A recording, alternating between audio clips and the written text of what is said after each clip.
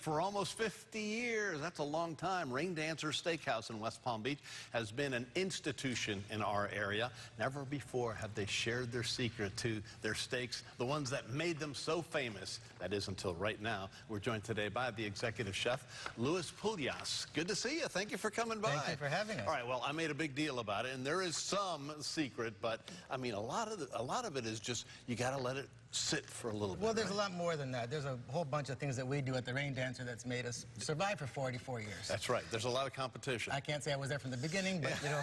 That's all right. You're there now. There. But I mean, at the Raindancer, we buy the top quality meats that are available. We dry age all our own meat for a minimum of 21 days, and then I break everything down and cut our steaks from this dry age product. These are all the steps that make the steak a perfect thing. And then you've got to broil it on a high temperature. A lot of people at home sometimes don't do it at a high enough temperature. You have to sear the meat, keep the juices inside them. When you say high temperature, what's that? 600 plus. Okay, 600 plus. If you want to do a good steak. I need to go another 100. I usually do 500. That's my problem, I guess. And then the big thing that people forget, because they're always in a hurry, is once you're finished cooking the steak to the temp that you like, you should let it rest in the plate. And what does that do? It lets the enzymes break it down a little more. Yeah. The meat softens. It even cooks a little bit just as it's sitting there. So what it does is it just gives you the better product. Just let it sit there. Just let it sit. 5, 6 minutes, Sometimes 10 minutes. What they do is they take it off the barbecue and go right on the plate and start They're cutting hungry, into it. yeah, exactly. And then when you when you get all that blood on the bottom of your plate, you've done a bad job.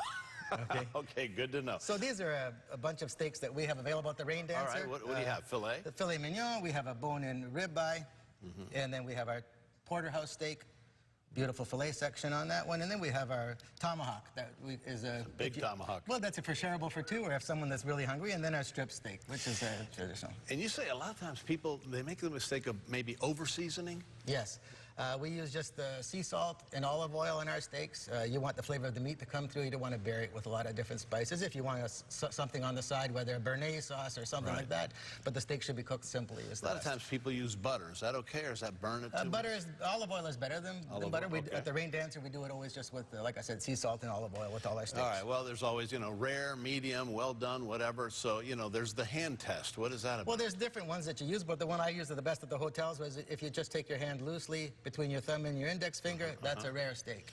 If you put the thumb touching the index finger, that's a medium rare steak. Oh, yeah. If you tuck the thumb underneath, but with no pressure, that's a medium steak, and then when you make a fist, there's your medium well steak.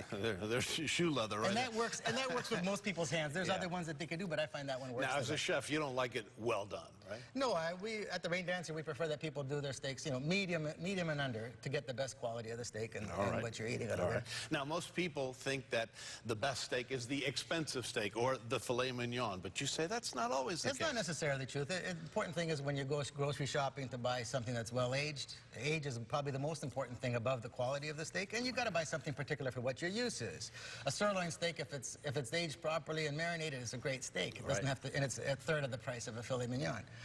New York strip loin is much cheaper too, but my personal favorite is the ribeye. I like the ribeye. It has the most marble in it, most flavor. So the filet may be the most tender, but to me, it has the least amount of flavor than the ribeye would have. Okay. I'll go with the ribeye. I'll take what you're selling. No problem. I'll take care of you. Hey, one last thing. Where'd the name Raindancer come from?